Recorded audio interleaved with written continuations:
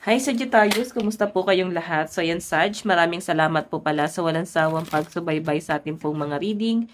And kung ikaw ay bago pa lang sa ating channel, mag-subscribe na po kayo. Then i-click mo na rin yung ating notification bell para lagi kang updated sa ating mga bagong upload. Okay, so guys, sa mga interested naman sa ating private reading, ay nasa description box below lang po yung link. Message nyo lang po ako, okay? So, by the way, sa mga nagtatanong, no, yung reading natin, guys, is timeless, no? So, anytime na mapanood mo to, or kung kailan mo siya mapanood, pwedeng makaresonate ka pa rin naman, since timeless naman po siya. Okay, so tingnan natin.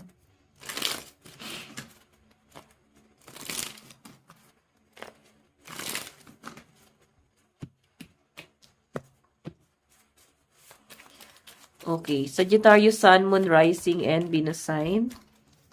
Meron tayong Emperor.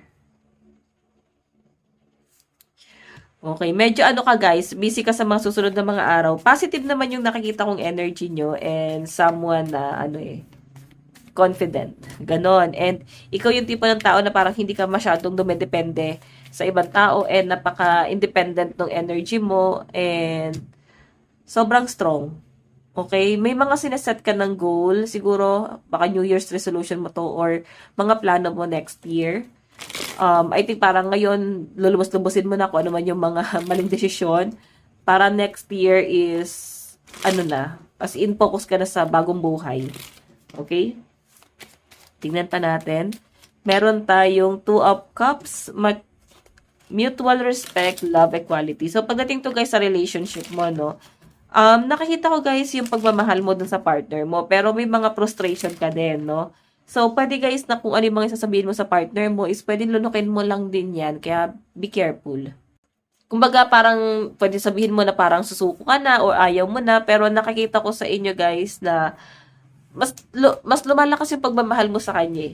Ganon. And guys, medyo magastos. I think hindi nyo guys masyado nagiging issue to. Parang okay lang naman. Minsan lang naman mangyari to sa isang taon. So, magiging mapagbigay ka this year. Sa mga araw na to, no, magiging mapagbigay ka and nakikita ko guys, meron din paparating na blessing, no? Ayan, no, inheritance. May paparating din na pera. Kumbaga, kung naglabas ka ng pera ngayon, mabilis guys yung balik or maraming opportunity ang babalik sa inyo.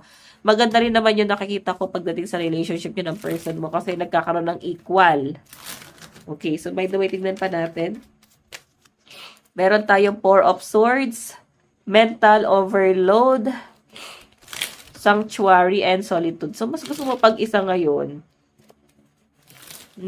May iba kang iniisip. Siguro, mga kamag-anak or ibang pamilya na parang piling mo hindi mo sila kasama ngayon. Parang kulang. So, may mga ganong disappointment akong nakikita rito, guys. Or pwedeng frustration mo. Okay? Siguro, nalulungkot ka lang din na hindi kayo magkasama ng partner mo or pwede hindi mo kasama yung family mo, kasama yung partner mo, pwede mo kasama yung family mo. Basta may nagpapalungkot sa inyo, guys, eh. Something frustration mo to. Wala mo na ako nakakitang totally problema talaga doon sa pamilya kasi ngayon naman, practical naman eh, sa nakikita ko. So, by the way, additional message, tingnan pa natin. Okay. Meron tayong 10 of Wands, burnout, uphill battle taken for granted. So, yan. Guys, possible na ma-burnout ka daw sa mga susunod na mga araw. Hindi dahil sa problema ha, feeling ko sa pagod. As in, sobrang busy. Ang dahil mong schedule, sunod-sunod. Kaya sabi ko sa inyo guys, pagtapos nitong December na to next year, magiging busy ka naman guys sa mga inheritance mo, no? Kumaga sa mga blessing, no? Sa mga bagong plano, I think business na possible na gustong simulan ng ibang Sagittarius. Okay? Tignan pa natin.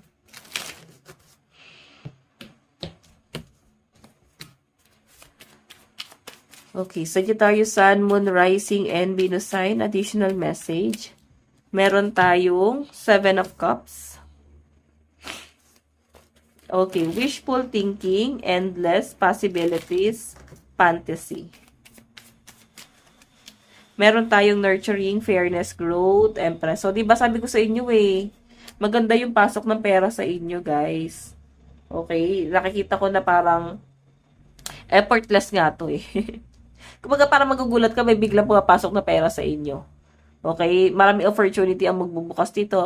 Diskarte mo na lang din talaga to. Kumbaga, parang, paano ba? For example, may opportunity darating sa inyo. Dahil hindi mo alam yung bagay na yon or hindi mo gamay yung bagay na yon, pwedeng, alam mo yun, i-reject mo yon. So, sayang eh. Pwede naman kasi sana siyang pag-aralan. So, yon. Meron tayong Three of Coins. Ayun, sabi ko nga sa inyo, may collaboration. Pwede may training naman. Pwede naman pag-aralan. Yun nga lang guys, parang nandun yung takot din ng iba sa inyo. Sagittarius, natatakot ka siguro lumabas sa comfort zone mo. O hindi ganun kalakas yung loob mo. Meron tayong Seven of Coins. Persistence, manifesting ideas, hard work, pace. Okay, so iba sa inyo, nagtatrabaho kayo kahit Christmas, siguro sayang din yung double pay, no? Okay, todo gather kayo dito, oh. Grabe. Puro pera yung nasa isip ng mga Sagittarius ngayon. Kahit sa mga susunod na mga araw, kahit next year. Business. Pag-iisipan mo kung ano ba talaga yung forte mo, ano ba talaga yung gusto mong business, parang ganyan. So, by the way, meron tayong Ace of Pentacles, new job, new financial opportunities, windfall wealth. And meron tayong Eight of Wands, movement, travel, new spend, speed, witness. So, may nakakita ko guys, pwedeng opportunity abroad. Baka meron travel sa inyo abroad or pwede may mag-offer sa inyo na tara mag-abroad na lang, parang ganon. Or marami opportunity doon. Parang ganon yung nakakita ko sa inyo. Again, sabi ko nga, since hindi nyo paggamay to or pwedeng nag-aalinlangan or magkaroon ka ng hesitation dyan, pwedeng i-reject mo to or hindi mo i-grab yung opportunity. Sayang, sabi ko naman sa inyo, pwede naman pag-aralan, di ba? So, again, meron tayong family. Isa pa guys, parang attached ka sa family mo. Pwedeng maliit pa yung anak mo, hindi mo maiwan Sag, or pwedeng hindi mo maiwan yung mga magulang mo since sila na lang yun nandito. So, nandun yung parang lungkot mo. Kaya parang kahit pa paano nandito ka, di mo sila iiwan. Yun yung nakikita ko sa inyo guys, Ten of Pentacles eh. Siguro meron kayong family business, pwedeng ikaw yung namamahala. Basta parang binabantayan mo yung parents mo. I think yun yung parang isa sa mga magiging ano mo dito, dahilan kung bakit hindi mo mag-grab yung mga opportunity. Okay, so tingnan natin guys, ano naman yung advice para sa inyo.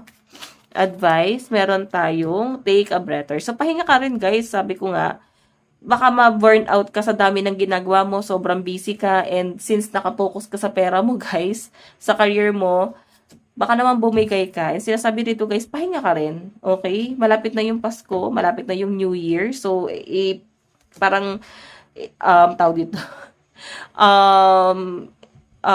i-reserve mo na yung araw na yun para sa pag-enjoy, di ba? Ano ba naman yung January 1 at saka December 25, di ba? So, by the way guys, ito lang po ang inyong reading. Maraming salamat. God bless and love you all. Bye-bye.